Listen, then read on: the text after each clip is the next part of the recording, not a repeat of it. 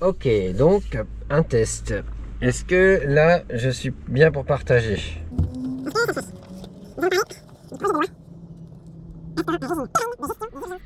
Voilà, je pense que ce cadrage est meilleur. Et là, je pense que je suis au top, n'est-ce pas? C'est le top là. Hein. Voilà. Là, normalement, c'est parfait. Allez, on va y aller comme ça, c'est parti.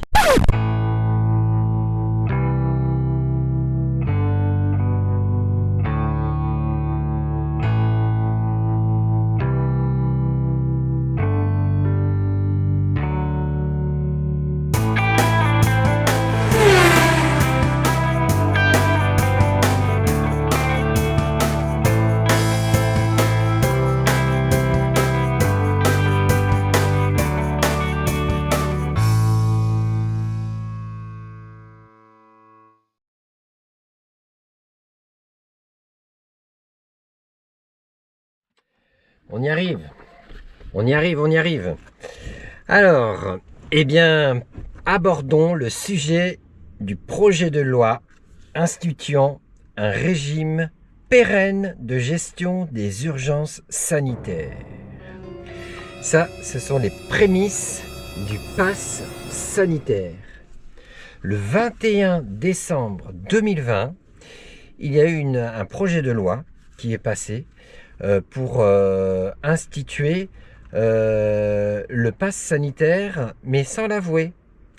Et heureusement qu'il y a eu une levée de bouclier de la part du peuple, une partie du peuple, comme quoi on n'a pas besoin de tout le peuple pour changer les choses. Il suffit qu'une une petite partie se lève et dise non. Malheureusement, il n'y a pas encore assez de voix qui se lèvent. Cette petite partie n'est pas encore suffisante, mais c'est un début. Par exemple, s'il faut 20% du peuple qui se lève pour repousser certaines lois dictatoriales, et bien en ce moment, je pense qu'on en est à 5-10% peut-être, on en est à la moitié, je sais pas trop, hein. C'est une estimation, mais on voit bien que ça bouge, mais pas assez, mais ça bouge quand même. C'est quel combat quoi. Donc il faut vraiment que le peuple se réveille encore plus qu'avant. Voilà, une sonnerie, ping, réveillez-vous. Parce que si on laisse faire, il va y avoir des lois liberticides de plus en plus pesantes qui vont passer.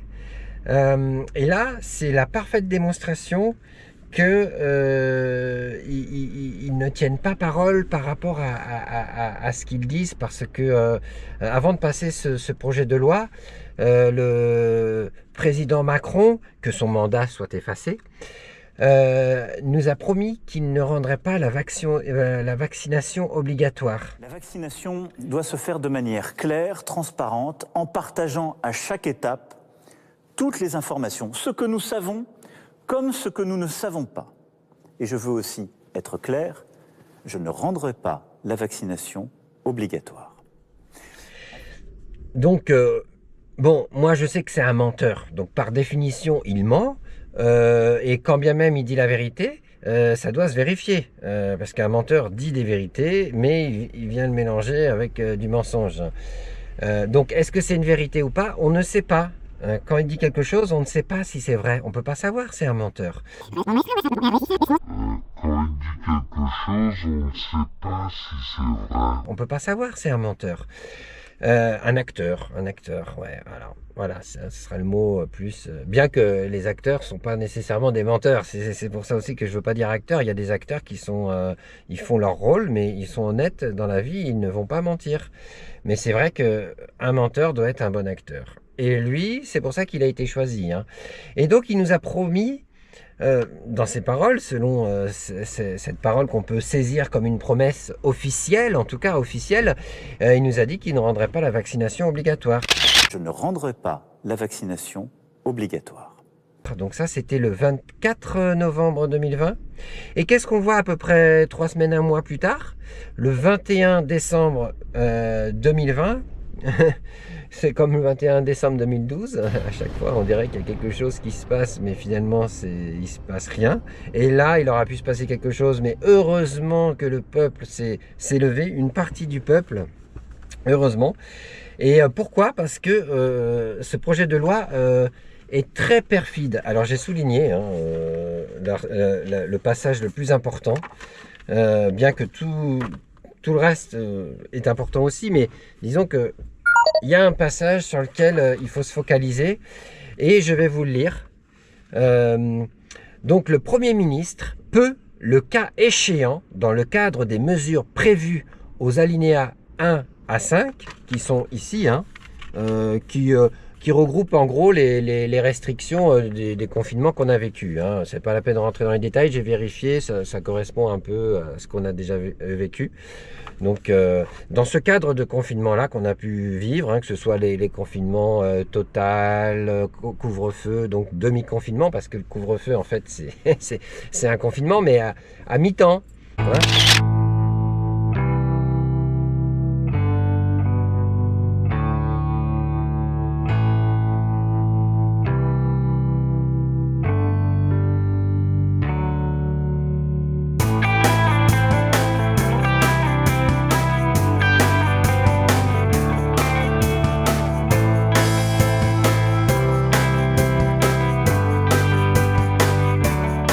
Hypocrite, mais ils nous confinent, on est encore confinés actuellement, là, l'heure à laquelle je vous parle, en mars 2021, on est confinés, mais à partir du soir. Et ils ont failli faire passer le confinement total, mais grâce aux révoltes des différents pays, dont notamment le Pays-Bas, ils ont préféré ne pas imposer le confinement, parce que c'était dans les tuyaux, c'était prévu. Et beaucoup ont parlé, et il se trouve que quand le peuple réagit, ou quand les peuples réagissent, eux, ils doivent faire en fonction, parce qu'on est la force, on est le moteur. Et si le moteur va contre la volonté du conducteur, ça va pas. Donc ils doivent aussi prendre en considération comment le peuple réagit. Et les Pays-Bas, il y a eu beaucoup de révoltes là-bas.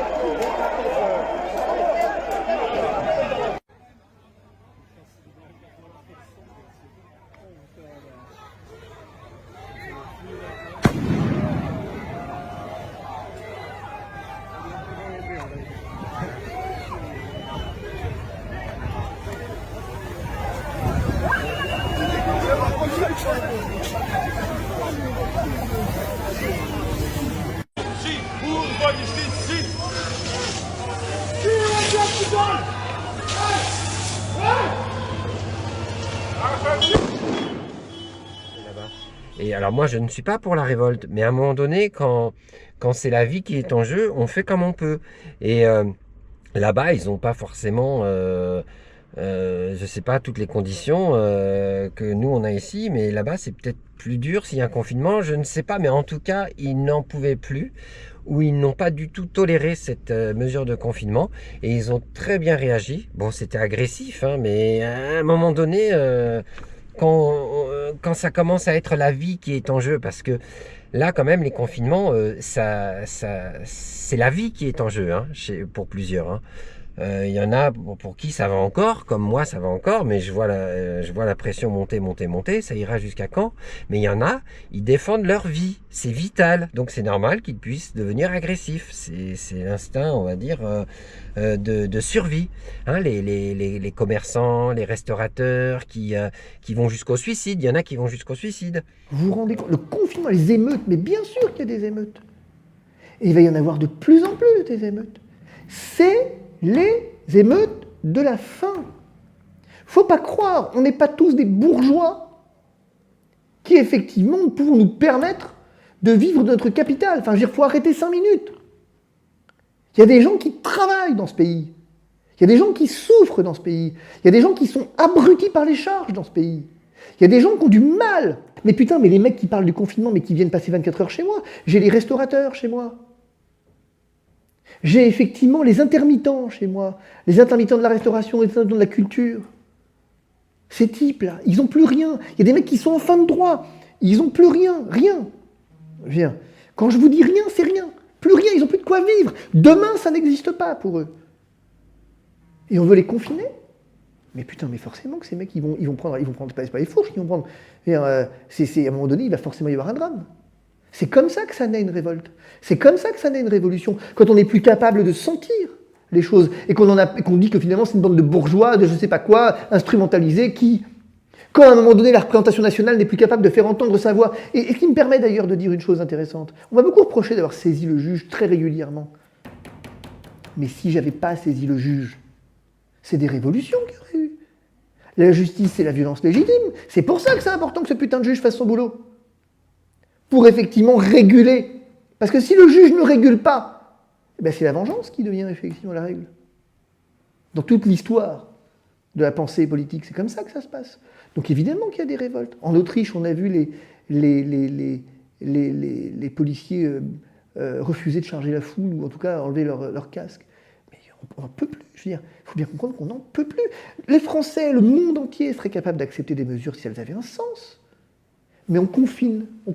Et puis le poids des mots, si vous voulez. Je suis l'homme du mot, l'homme des mots. Je suis abasourdi par la facilité avec laquelle on appelle le confinement, presque avec un air jovial. Des Martin Blachier, ceux-là, les autres, appellent avec un air jovial. Il faut confiner, vous savez, c'est la seule solution. Mais que fait ce gouvernement qui ne confine pas? Enfin, entre deux éclats de rire, mais ils sont fous. Mais ils sont fous. Le confinement tue des gens. Jusqu'au suicide, il y en a qui vont jusqu'au suicide. Donc tout ça, c'est criminel. Hein. C'est pour ça que moi, je consacre du temps à parler de tout ça, parce que on revit les années sombres de l'histoire de l'humanité. Je pense à la guerre 39-45, où c'est venu de façon progressive, les pressions, les oppressions et tout, jusqu'au point on connaît le drame. Et là, on est en train de vivre ça à une dimension beaucoup plus subtile, beaucoup plus perfide, beaucoup plus sournoise, beaucoup plus cachée. Il y a beaucoup de cabale en fait, hein, mais dans le sens de sorcellerie, pas la cabale qui est bonne, mais la cabale qui est mauvaise. En fait, la cabale, c'est les choses... les actions, la vie spirituelle, comment ça se passe, comment ça se déroule.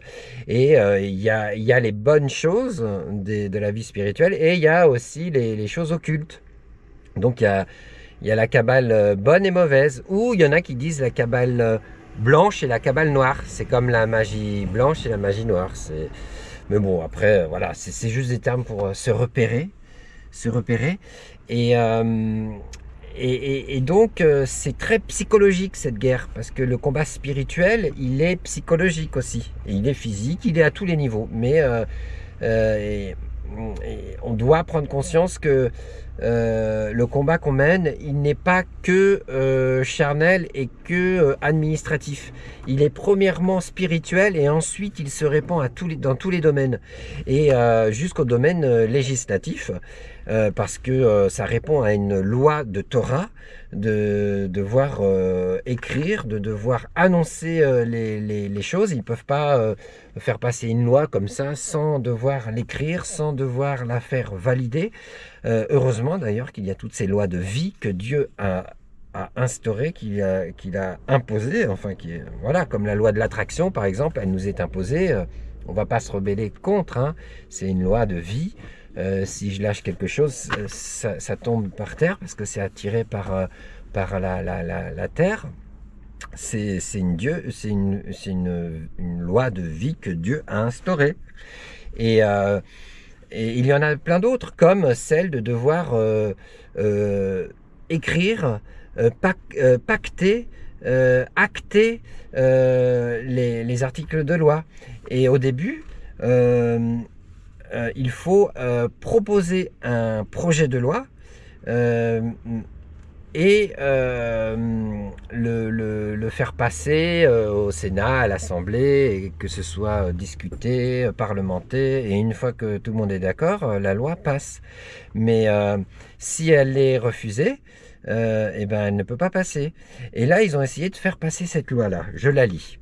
Le Premier ministre peut, le cas échéant, dans le cadre des mesures prévues aux alinéas 1 à 5, qui sont les mesures du confinement, subordonner les déplacements des personnes, leur accès aux moyens de transport ou à certains lieux, ainsi que l'exercice de certaines activités à la présentation des résultats d'un test de dépistage, donc ça sera souvent PCR, je pense, établissant que la personne n'est pas affectée ou contaminée au suivi d'un traitement préventif, y compris à l'administration d'un vaccin ou d'un traitement curatif.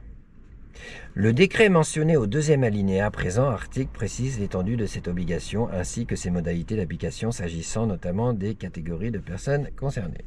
Ça, bon, voilà, c'est les modalités, mais qui sont là, hein, et qu'on a connu. Mais là, le plus important, c'est la présentation. Donc, on peut être subordonné lors de nos déplacements à la présentation de résultats d'un test de dépistage établissant que la personne n'est pas affectée ou contaminée. Et ça, c'est le test PCR. Sûrement, bah oui, je pense, hein. Au suivi d'un traitement préventif. Alors, est-ce qu'on a un traitement préventif, y compris l'administration d'un vaccin? Donc ça, comme ils nous en parlent beaucoup et qu'ils nous matraquent avec ça, moi je le vois qui va devenir obligatoire, mais sans l'avouer. C'est-à-dire que, ah mais monsieur, si vous aviez votre vaccin, ce serait beaucoup plus simple. Donc, va falloir faire un test PCR. Oui, ça met du temps, vous l'avez pas et tout. Et c'est compliqué un test PCR. Déjà, je suis contre, mais je parle pas pourquoi je suis contre. Là, c'est le principe. Il faut qu'il soit fait 24-48 heures régulièrement, tous les 24-48 heures. Au bout d'un moment, on en a marre et on a envie de se faire vacciner. C'est beaucoup plus simple.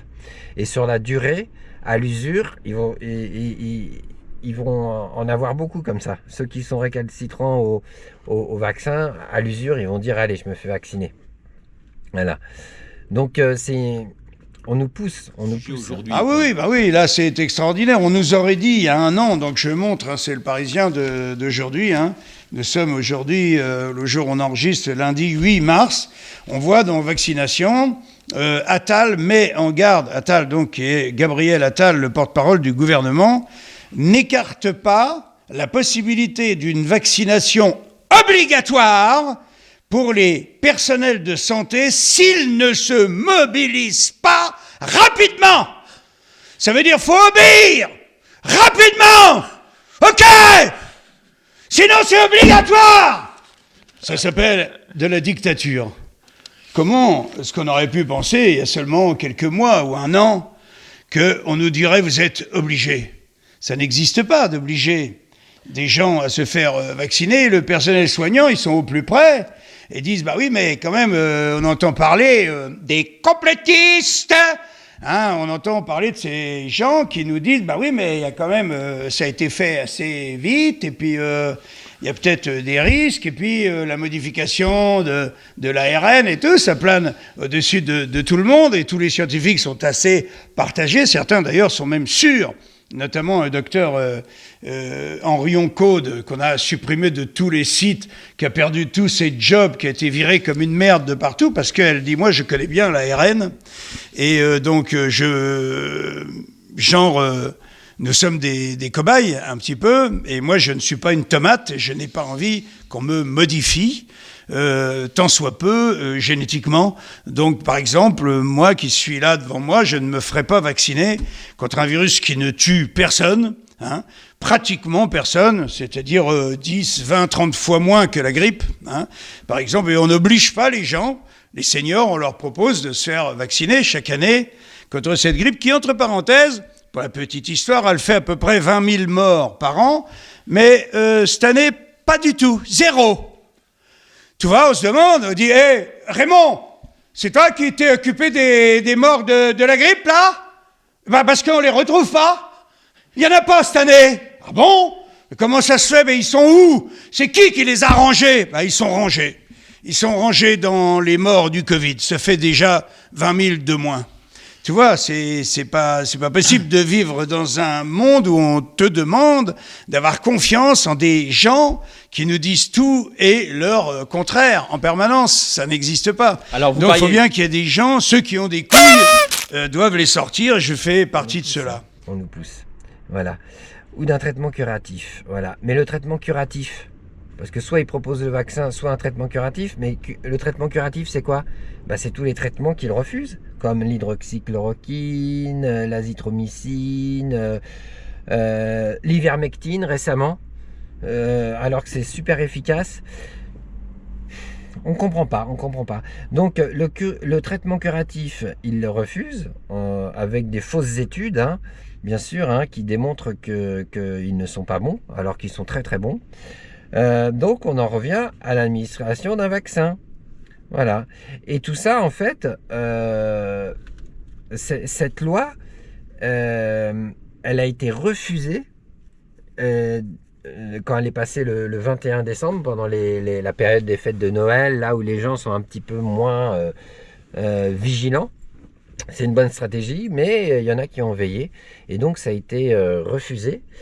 Et donc ils ont essayé de passer par la grande porte, comme on dit, puisqu'ils ont respecté la procédure, hein, bien qu'ils font une procédure. Alors ça, c'est extraordinaire, parce que c'est un projet de loi instituant un régime pérenne, donc définitif presque, hein, on peut dire, de gestion des urgences sanitaires en procédure accélérée.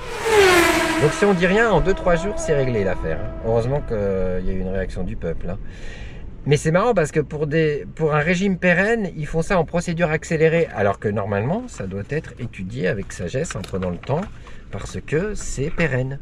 Donc on voit bien qu'ils ont essayé de forcer la porte là, mais ça n'a pas marché. Donc bien sûr, ensuite, ils expliquent que oui, c'est pas ce que vous avez compris, c'est soumis à plusieurs choses, c'est un projet. Notre pays. Vous comprenez? C'est un texte qui a vocation à durer pour les années ou les décennies si jamais une catastrophe sanitaire devait intervenir.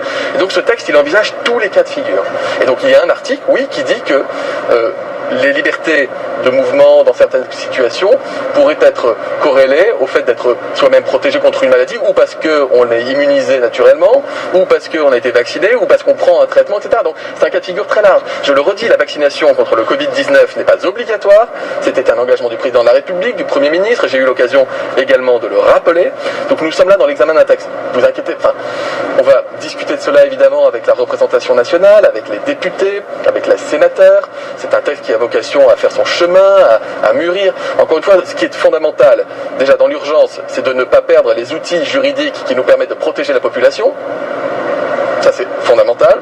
Et ensuite, pour faire un travail, je dirais, dans la durée, et sortir de cette notion d'état d'urgence, d'être capable d'introduire dans le droit une notion plus durable. Bah oui, mais pourquoi c'est en procédure accélérée alors?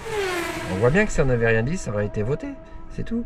Donc, toutes les excuses qu'ils peuvent trouver ne justifient pas qu'ils ont mis ça en procédure accélérée. Ça veut dire que pour eux, c'est bon, allez hop, on fait passer ça. Et une fois que une loi est passée, c'est beaucoup plus dur de l'enlever. En général, ça met du temps ou on n'y arrive pas. Et ça rejoint ce que la Torah enseigne. Et je trouve que le peuple, la partie du peuple qui a réagi, a très bien réagi et Dieu a béni. Je dis ça parce qu'en fait, le peuple, le peuple et le gouvernement, on peut les comparer à un couple. Il y a l'homme et la femme. Et dans la Torah, si la femme fait un vœu et que le mari apprend ce vœu et qu'il refuse ce vœu le jour même, le vœu est dissous. Mais si le mari apprend le vœu ou le neder, on dit en hébreu, si le jour où le mari apprend que sa femme, son épouse, a fait un neder, un vœu, et qu'il ne dise rien, et ben le vœu, le neder, qui fait force de loi après, prend acte. Et on ne peut plus rien faire. C'est embêtant. Hein. Ou attendre Yom Kippour peut-être. Mais en tout cas, le serment, il a été fait. Et on retrouve ça dans la Torah.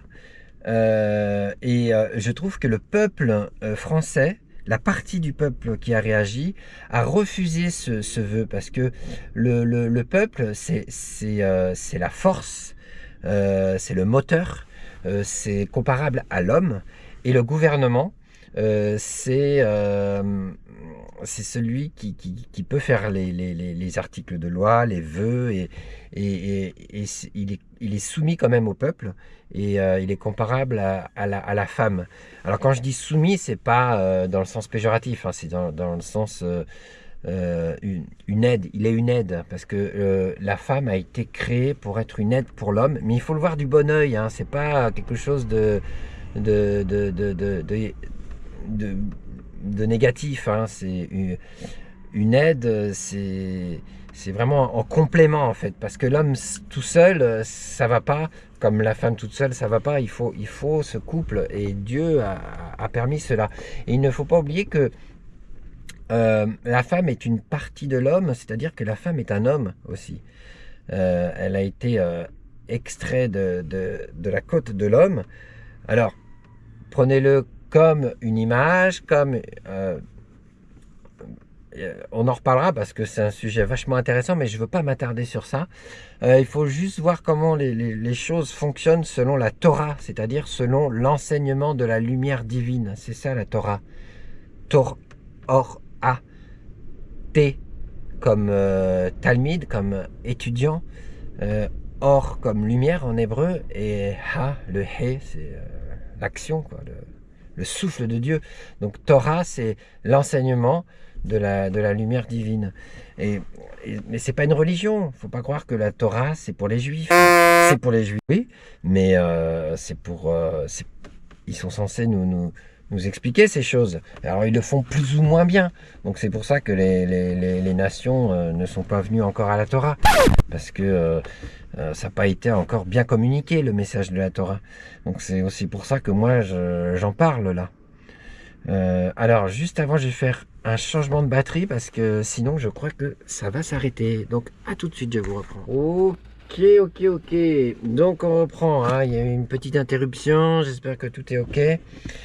Voilà, donc oui, donc félicitations au peuple français qui a su dire non à ce neder, à ce vœu, à cette loi que le gouvernement a voulu faire passer le 21 décembre 2020 pour instituer le système de vaccination obligatoire en fait, hein. On voit bien, hein, selon ce que j'ai lu là, on voit bien que le vaccin va devenir obligatoire, ou alors faut un traitement curatif, mais il n'y en a pas puisqu'ils les interdisent en disant que c'est vénéneux, en disant que c'est toxique, alors que c'est pas vrai, et les études le prouvent. Bon, on voit qu'on revient au vaccin, quoi, ou au test PCR, et qui à la longue nous donne envie de nous faire vacciner. Ce sera beaucoup plus simple parce que se faire tester régulièrement, c'est chaud, hein. Puis c'est pour un court terme, donc il faut se faire tester régulièrement, et c'est mauvais, hein. C'est mauvais. Excusez-moi. Allez là, mettre ma petite écharpe. Voilà. Oui, parce que pour pas tomber malade, des fois, dès qu'on sent que il y a un petit froid ou quelque chose, hop, il faut savoir couvrir les parties qui sont plus sensibles. Et moi, j'aime bien mettre une écharpe parce que je sais que quand je suis tombé malade, à chaque fois, c'est parce que j'ai eu un courant d'air au niveau du cou. Donc, il faut apprendre à se connaître. C'est comme ça aussi qu'on sait si on est malade ou pas. Il n'y a pas besoin de faire de test PCR, hein. Surtout pour une maladie grippale comme le Covid. On le sent si on commence à tomber malade. Voilà. Et en plus, on n'a jamais fait de test pour savoir si on est malade au niveau des grippes, des maladies de ce genre. C'est une invention. Mais personne n'a rien dit, donc c'est passé. Et maintenant, c'est comme un EDER aussi. C'est obligatoire. Les gens ils comprennent pas. Enfin, la majorité comprend pas pourquoi on refuse le test PCR. Mais moi, je refuse ça. Je suis pas d'accord. Mais bon, c'est passé. C'est passé en obligation, on dirait. Mais moi, je le refuse. Je suis pas d'accord. Je suis pas d'accord. Et concernant cet article de loi, heureusement, ce projet de loi, heureusement qu'il n'est pas passé. Et là, on retrouve une loi de Torah. Je vais lire Nombre, chapitre 30, qui résume un peu comment on peut laisser passer un vœu, donc un éder, ou un article, un projet de loi. C'est pareil, c'est le gouvernement qui fait un projet de loi, c'est un vœu. Et le peuple peut refuser ou non, selon sa réaction. Donc, Nombre, livre des Nombres, chapitre 30, c'est la paracha Matot. Moïse parla au chef des tribus des enfants d'Israël en disant « Voici la chose qu'a ordonné Hachem, Elohim Adonai, Dieu, si un homme fait un vœu, un éder, à Hachem, ou prête serment pour imposer une interdiction à sa personne, il ne profanera pas sa parole. Selon tout ce qui sort de sa bouche, il le fera. » Donc ça, c'est personnel en fait. Il y a des choses qu'on peut se faire. Si ça nous concerne nous, c'est un homme, c'est-à-dire nous-mêmes en fait. Il faut le traduire comme ça.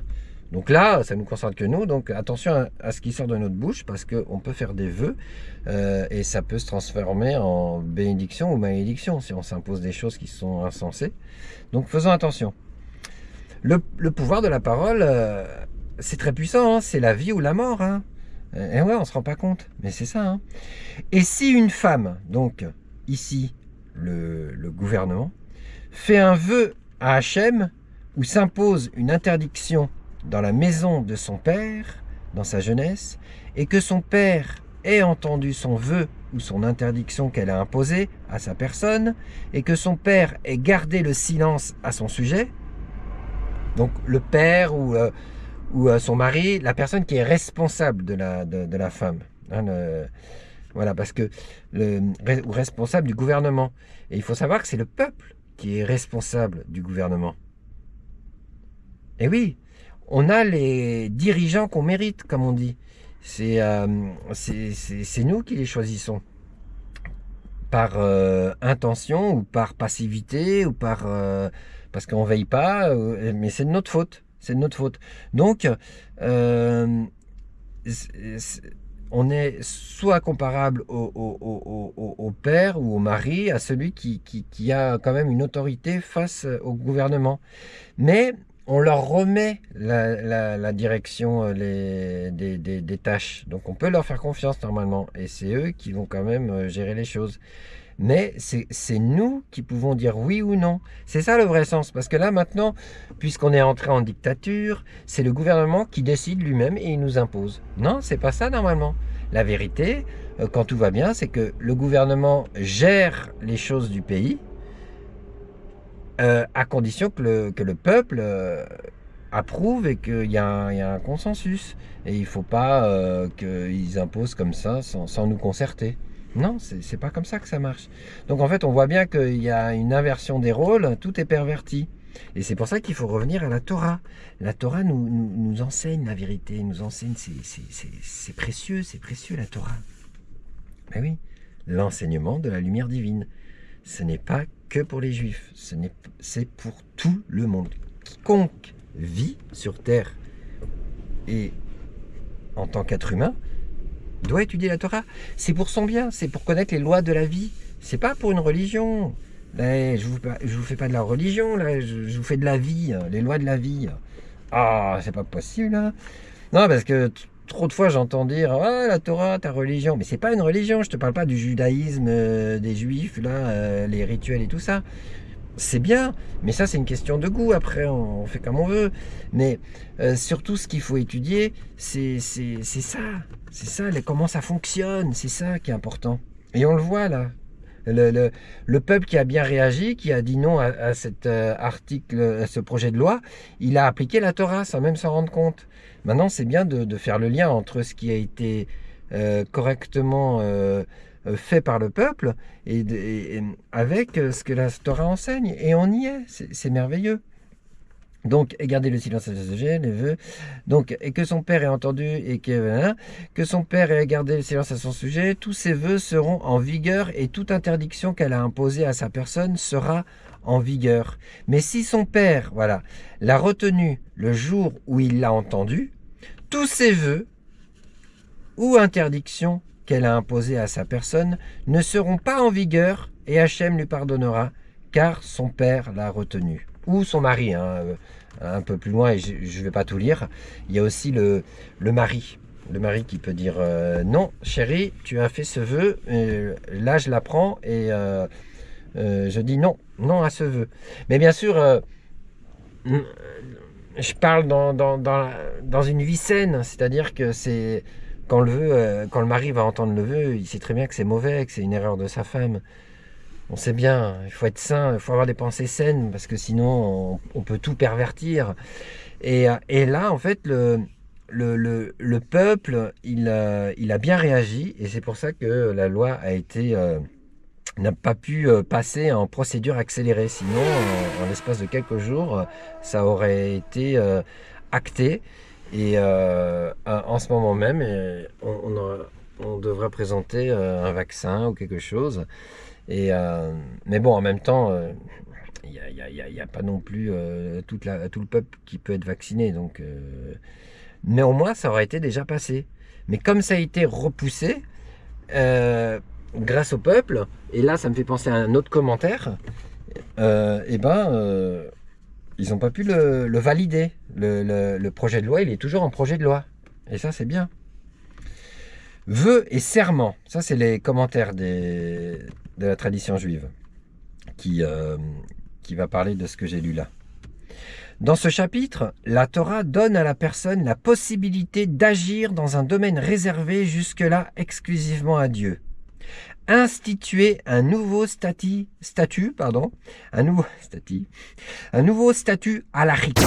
Halachique, c'est la halacha, c'est la marche à suivre, ça veut dire la procédure, le protocole, une loi, un projet de loi. Voilà. Statut halachique, voilà, c'est le projet de loi là, d'urgence sanitaire. En prononçant un vœu ou un serment comme ce dont il est question ici, on acquiert la possibilité de s'imposer à soi-même ou à d'autres, c'est le cas, ou à des entités de son choix, un statut équivalent à celui d'une loi de la Torah ou d'une loi du pays, quoi. Le neder, donc le vœu, est investi d'une telle force qu'en le transgressant, on peut se rendre passible de la peine de flagellation infligée par un tribunal. Une amende ou un emprisonnement. Donc, c'est des lois de Torah, là, ce qui se joue là en ce moment. Mais recouvert par le voile de la politique, de la crise sanitaire, de tout ce qui se passe. Et moi, je trouve ça vachement intéressant quand même, parce que du coup, moi, ça m'édifie dans ma foi, dans l'étude de la Torah. Je vois à quel point tout est vrai. En fait, tout est vrai, c'est que des lois de vie. Mais il faut réagir, Et là, ils ont essayé de rentrer par la porte avec ce principe de projet de loi. Ça a été refusé. Donc maintenant, ils essayent de rentrer par une autre ouverture, par la fenêtre.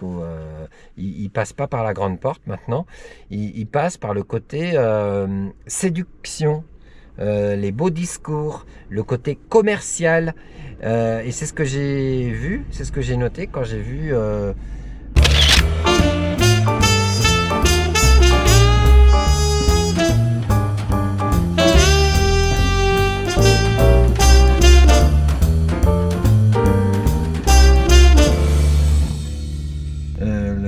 le président Macron, que son mandat soit effacé, lorsqu'il a fait son speech commercial le 25 février, je crois, fin février. Pour moi, c'est complètement commercial. Donc, il est en train de faire un peu comme le serpent qui a séduit Ève, Chava, en lui argumentant plein de choses. En mangeant ce fruit, vous deviendrez comme Dieu, et tout comme des dieux.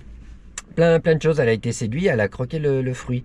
Et bien là, en fait, ils essayent de séduire en disant que grâce au pass sanitaire, tout sera beaucoup plus simple.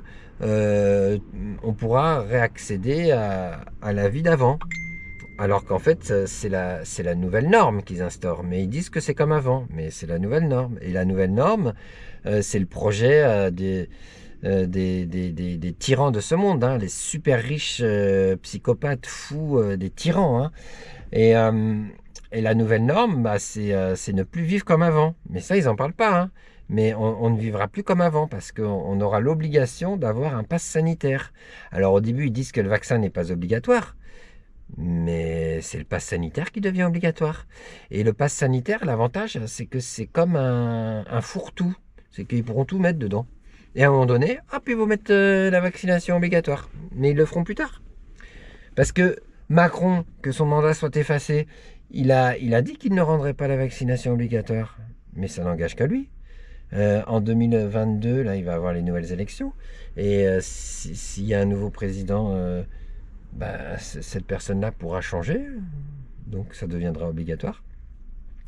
Donc, je vous propose de réécouter ce que le message de Macron, que son mandat soit effacé. Et puis, en version, ça dure 1 minute 40, donc je le laisse normal pour qu'il n'y ait pas d'influence. Et ensuite, je le repasse avec mes commentaires. C'est parti. C'est évident que pour organiser ces réouvertures, on va tout faire pour protéger en même temps la population. Et protéger aussi les professionnels.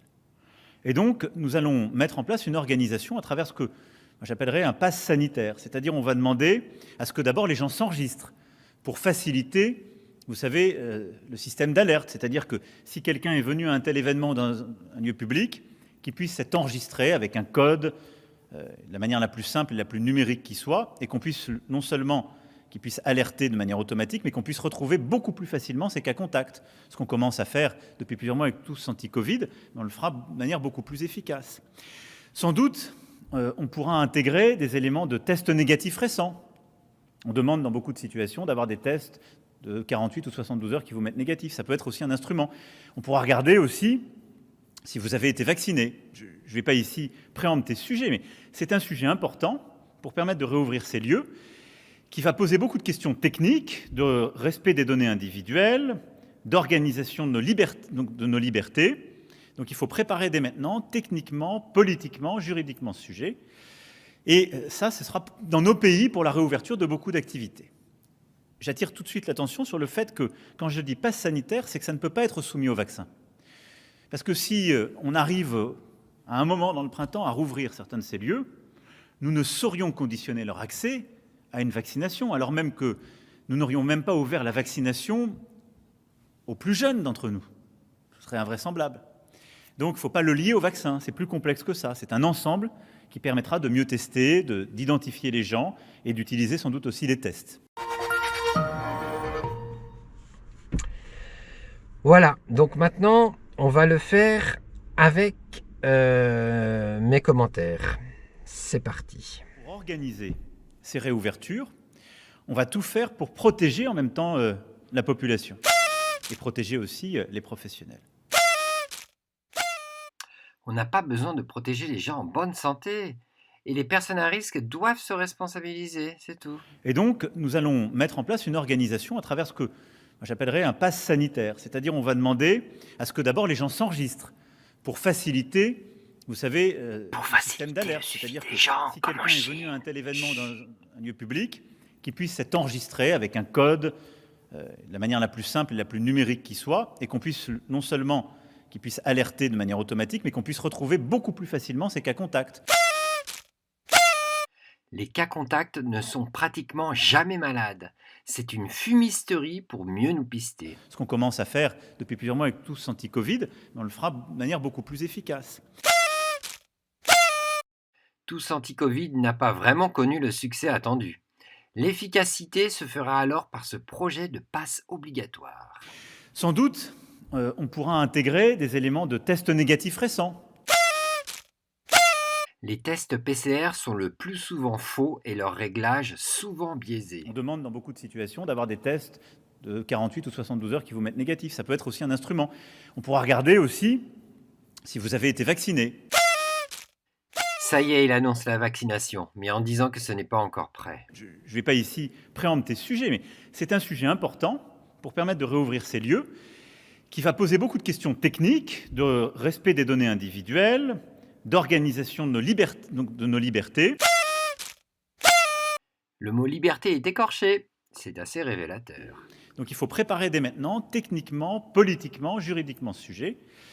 Et ça, ce sera dans nos pays pour la réouverture de beaucoup d'activités. Ça s'appelle du chantage. Passe sanitaire ou pas de réouverture. J'attire tout de suite l'attention sur le fait que, quand je dis passe sanitaire, c'est que ça ne peut pas être soumis au vaccin. Si, Parce complètement. que si Et au test on PCR. arrive à un moment dans le printemps à rouvrir certains de ces lieux, nous ne saurions conditionner leur accès à une vaccination, alors même que nous n'aurions même pas ouvert la vaccination aux plus jeunes d'entre nous. Sous-entendu, quand les plus jeunes auront accès à la vaccination, tout le monde devrait recevoir le vaccin. Comme avec les masques. Ce serait invraisemblable. Tu m'étonnes. Donc, il ne faut pas le lier au vaccin. C'est plus complexe que ça. C'est un ensemble qui permettra de mieux tester, d'identifier les gens et d'utiliser sans doute aussi les tests. Utiliser les tests et pourquoi faire? Désolé, mais je n'ai aucune confiance en eux. Je refuse. Voilà, donc j'espère qu'avec tout ça, on va réussir à dire non. Moi, je pense que sur l'usure, sur le temps, à l'usure, ouais, c'est ça. À l'usure, ils vont réussir à imposer tout ce qu'ils veulent. Parce que ces choses doivent arriver. C'est annoncé. Il y aura des guerres, des bruits de guerre, des pestes, des tremblements de terre, tout ça. Il faut que ça arrive. Et là, on voit les différentes épidémies. Voilà, qui sont soit vraies, soit fausses, parce que c'est un mélange des deux en fait. En mars-avril 2020, il y avait vraiment le SARS-CoV-2. Ensuite, il s'est éteint, comme toute épidémie s'éteint. Elle est de passage et ensuite elle s'en va. Donc ça, c'est comme ça, ces choses doivent arriver. Et ensuite, on a eu d'autres épidémies ou des grippes et tout qui sont passées sous l'estampillage Covid, mais bon, c'est d'autres épidémies. Mais tout ça doit arriver, donc voilà. Mais nous, notre part, c'est quand même de pratiquer la justice quoi qu'il en coûte. Ce quoi qu'il en coûte, On reprend les mêmes termes. je l'assume. On l'aime bien, à son côté slogan, c'est bien. Mais que son mandat soit effacé quand même. C'est pas lui que je n'aime pas. Lui, voilà, c'est un acteur, il est là. C'est son mandat surtout. Tout ce qui passe, toutes les lois qui sont passées et tous les crimes qui sont commis à cause de cette dictature. Beaucoup de crimes. C'est un génocide. C'est vraiment un génocide progressif. Un génocide en marche. C'est pas pour rien qu'il a appelé son parti comme ça. Et donc en tout cas moi je suis donc contre ce pass sanitaire, même s'il va s'imposer toujours plus, on verra comment ça va évoluer. Et, on peut aussi repousser, annuler, adoucir tout décret, donc il faut garder l'espérance, mais bon voilà, c'est chaud de retenir ça, mais voilà, il faut s'opposer, et si on est assez, on peut changer les choses quand même. Mais en tout cas, ce qu'il faut retenir, c'est que ce pass sanitaire n'est qu'un leurre, et ça me fait penser à quoi tout ça? Ça me fait penser au vrai pass sanitaire, parce qu'il ne faut pas oublier qu'ils ne font que copier la vérité. Et le vrai pass sanitaire, la période à laquelle je vous parle, là, correspond parfaitement à la fête du vrai pass sanitaire. qui s'appelle le Passover en anglais. Et oui, c'est Pessah, c'est la Pâque, la Pâque. C'est ça le vrai pass au niveau du cœur, au niveau de la foi, au niveau de l'esprit, au niveau de l'âme, au niveau de l'éternité. On a besoin d'un pass. Et le pass, c'est Pessah. Pessah qui a été préfiguré avec la sortie d'Égypte du peuple hébreu et par le sacrifice de Yeshua, Jésus, hein, mais son vrai nom c'est Yeshua, hein, pourquoi l'appeler Jésus alors qu'il s'appelle Yeshua, hein, ça c'est un sujet en soi, ça j'en reparlerai. C'est Yeshua, hein, Jésus, c'est... Moi je veux bien dire Jésus pour ceux qui ne comprennent pas, mais son vrai nom c'est Yeshua, donc je m'adapte, mais voilà, je parle de Yeshua en sachant que c'est Jésus, mais Jésus correctement compris. Parce que Jésus compris selon le christianisme, le catholicisme, il y a des choses qui sont vraies et des choses qui sont fausses. Donc moi je suis pas pour les religions, hein, je les respecte et tout, mais moi je suis pour la vérité et pour comment pratiquer cette vérité grâce à la Torah. Donc et le vrai pass sanitaire, c'est seul Dieu peut sonder ce pass sanitaire en lisant dans notre cœur. Et ce pass sanitaire, c'est le pass over. Il regarde, il sonde dans notre cœur pour voir si on a la foi, si on croit en lui. Et alors, là, on passe over. Quand on ira au-delà, on sera en règle. Et c'est ça le vrai pass sanitaire. Et ici-bas, ça commence en pratiquant la justice, en faisant ce qui est juste. Alors, qui peut prétendre avoir la parfaite justice? On essaye, chacun essaye de pratiquer comme il peut. Mais en tout cas, on a un guide, c'est la Torah et l'Évangile, bien sûr, les deux. Hein. De toute façon, l'Évangile, c'est une partie de la Torah. Hein. Donc voilà, pour moi, la Torah, ça inclut l'Évangile. La Torah, c'est l'enseignement de la lumière. Voilà. Hein. Donc, et c'est ça le vrai pass sanitaire. Et on voit l'acte qui a été fait chez les Hébreux pour manifester cette délivrance, le Passover, c'est mettre le sang de l'agneau sur les poteaux et le linteau de la maison. Je ne rentrerai pas en détail, hein, je parle juste de la symbolique. Et c'est pareil avec Yeshua. Son sang a été versé ça a été mis sur le poteau et le linteau de la croix. Oui, parce que c'est une croix, sinon il ne pouvait pas mourir étouffé. Hein. C'est tellement logique. Donc ça ne peut être une croix. Ben oui. Et de toute façon, c'est comme ça que les Romains exécutaient les condamnés. C'était sur une croix pour que ce soit bien exposé et pour que le poids du corps étouffe la personne. Parce que quand on a les bras à la verticale comme ça, on ne peut pas mourir étouffé, mais quand on les a à l'horizontale, il y a une pression qui s'exerce sur les poumons et ça... Et on meurt par asphyxie. Donc c'est une croix. C'est une croix. Mais c'est pas une croix religieuse, encore une fois. C'est des symboles, c'est des principes de vie. C'est vraiment, il faut enlever l'esprit religieux là, parce que ça coince beaucoup de choses. Alors que la foi, c'est vraiment la vérité, quoi. Mais il faut prendre le temps de recevoir ces choses. Et premièrement, il faut le pass sanitaire, spirituel et physique et à tous les niveaux. C'est vraiment la foi en Dieu. Et alors, on peut régler tous les autres problèmes. Donc, c'est vraiment ça, le pass qui n'est pas obligatoire, mais qui est vivement conseillé. Et c'est là où on voit que Dieu n'oblige rien, mais il annonce et chacun fait comme il veut. Et bien, eux, ils devraient faire pareil s'ils voulaient être corrects. C'est qu'ils proposent le pass sanitaire, c'est peut-être plus pratique, ok, mais il ne doit pas être rendu obligatoire. Parce que jusqu'à maintenant, on n'a jamais eu besoin de passe sanitaire. Enfin, je veux dire, il y a toujours eu des maladies, des épidémies, et voilà. Donc, apprenons à connaître notre corps, notre état de santé, et quand il est malade, et ben là on fait attention, on va faire des examens et tout, mais si on n'est pas malade, il n'y a rien à craindre, il n'y a rien à craindre. Et tournons-nous vers le pass over, le vrai pass sanitaire, parce que là en plus la fête de Pessah, de Pâques arrive, là on est au mois de mars et c'est fin mars, donc là on y arrive. Là aussi c'est une fenêtre qui s'ouvre dans le temps, dans le ciel, au niveau spirituel, pour s'ouvrir davantage, pour rentrer davantage dans la foi. Donc que chacun se tourne vers ce sujet d'étude, Pessah, comment le peuple hébreu a procédé, comment s'est passée la manifestation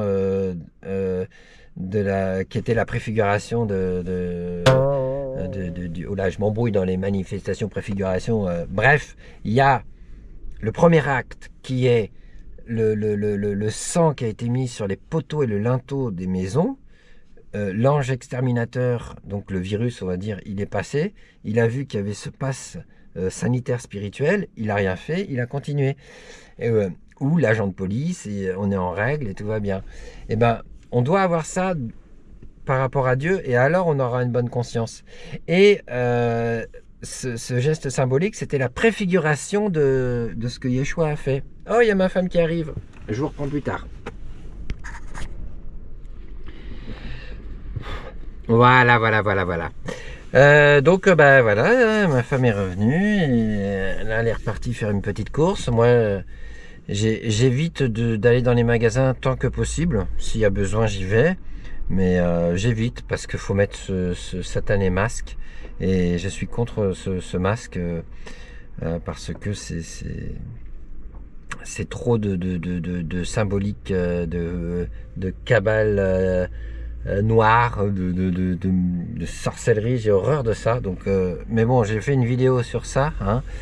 Il faut aller la voir. Donc, c'était la précédente. Ouais. Voilà, donc ce pass sanitaire, c'est en soi, c'est pas mauvais, c'est comme un carnet vaccinal, mais puisque ça tombe entre les mains de gens pervertis, de gens pédocriminels, j'ai aucune confiance en eux, moi. Et en sachant qu'en plus, à tout moment, ils peuvent avoir accès à notre dossier médical, donc il n'y aura plus de secret médical, et qu'ils peuvent mettre dans ce pass sanitaire un peu ce qu'ils veulent une fois qu'ils font un peu de forcing. Moi, je suis pas d'accord avec ça. Je suis pas d'accord parce que c'est une ouverture qu'on leur donne qui sera le début d'une dictature sanitaire. Enfin, on est déjà en dictature sanitaire ou même dictature tout court, mais là, ça permettra d'amplifier tout ça. Et moi, je suis contre ce principe. Maintenant, si c'est pas rendu obligatoire, pas de problème, parce que je veux pas imposer mon avis. Je le partage juste et je veux qu'on le respecte. Donc voilà, c'est ça l'idéal. Maintenant, ceux qui veulent prendre ce pass sanitaire, ils peuvent le prendre. Chacun peut se faire vacciner. Moi, je dis qu'il ne faut pas se faire vacciner, mais je n'interdis pas la vaccination non plus. Je dis attention, ça mène à la mort. Mais chacun est libre. Et si toutefois tout reste libre, ah bah dans ce cas-là, tant mieux, chacun fait comme il veut. Mais je sais bien que c'est dans l'optique de tout rendre obligatoire, hein. Mais on en reparlera. Maintenant, je peux me tromper, là, j'espère, hein, mais enfin, je veux dire, il suffit d'ouvrir les yeux, ça se voit, quoi. C'est comme ils imposent tout. Au début, non, c'est pas obligatoire.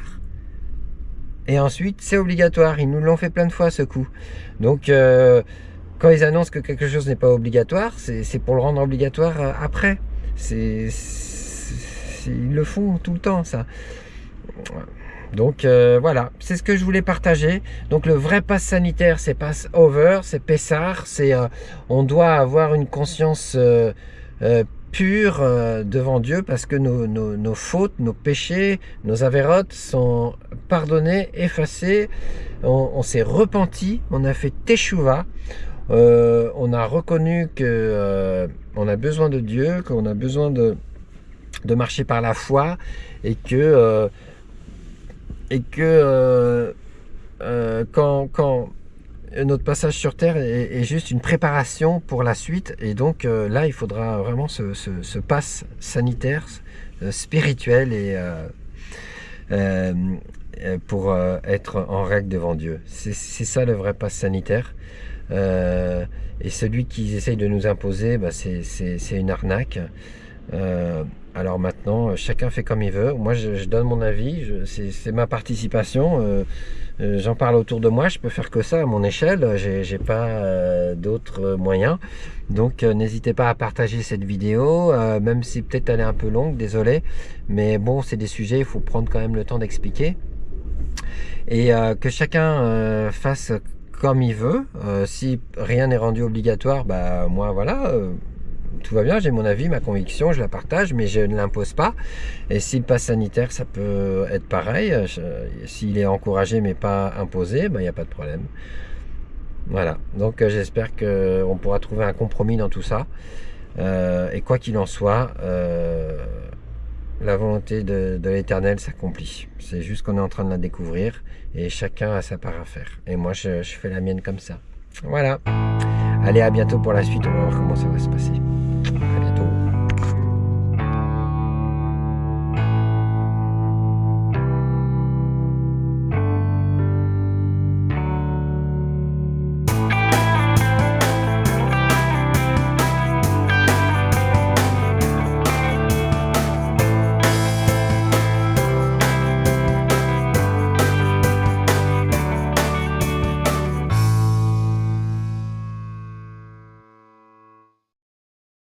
Désormais le droit de nous rendre.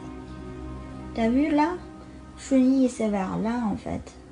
C'est surtout cette zone-là on peut pas aller. Qu'est-ce qui se passe si on traverse ces zones-là? Bah, le QR-code devient rouge. Et quand ton QR-code est rouge, tu peux pas quoi. Tu peux aller nulle part. C'est ça qui est embêtant. Un QR code santé, sorte de passeport électronique qui traque 24 heures sur 24 nos déplacements. Impossible de s'en passer de ce QR code. Il faut le scanner toute la journée pour entrer dans un taxi, mais aussi pour entrer dans un magasin, un restaurant ou dans n'importe quel lieu public. Ça quoi là, hein? C'est bon, je suis verte. Et verte, ça veut dire quoi? Ça veut dire tout va bien. Je suis pas en danger. C'est un visa en quelque sorte, un visa pour une vie normale. Dans les zones vertes, de l'autre côté des barricades, on respire mieux mais toujours derrière un masque. La vie a repris presque comme avant dans la plupart des quartiers de Pékin. Le nôtre heureusement est épargné et nous pouvons donc circuler librement tant que nous ne sortons pas du périmètre autorisé par les QR codes. Et on va mesurer notre coefficient beauté avec les caméras. 92. Et moi? 90. Dans ce monde post-Covid, la reconnaissance faciale est devenue un jeu. De quoi pimenter notre quotidien avec Lulu. Un quotidien qui se limite aux frontières de notre district de Chaoyang et à quelques quartiers soigneusement sélectionnés et autorisés par notre QR code santé. On se déplace uniquement en taxi pour éviter les transports publics et d'éventuels cas contacts. Les commerces et les restaurants sont restés ouverts. Le quartier de Sanlitun, l'un des endroits les plus prisés de la jeunesse dorée pékinoise, est plein comme chaque week-end. Les boutiques de luxe sont ouvertes. Même chose pour les restaurants. Ça fait combien de fois qu'on scanne aujourd'hui? 100 000 fois. Dans ce monde post-Covid, les robots commencent même à remplacer les humains. Ça amuse les enfants, c'est bon pour les photos, Et pour le patron, c'est plus sûr de se faire livrer par un robot en plastique qui n'a aucune chance d'être infecté. La cuisine est au premier étage. Après la commande, les plats vont arriver au deuxième étage, puis ensuite aller vers chaque table. Pendant tout le trajet, il n'y a aucun contact avec les gens.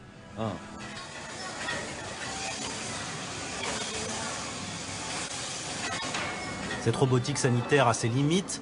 Une serveuse est tout de même assignée à chaque table.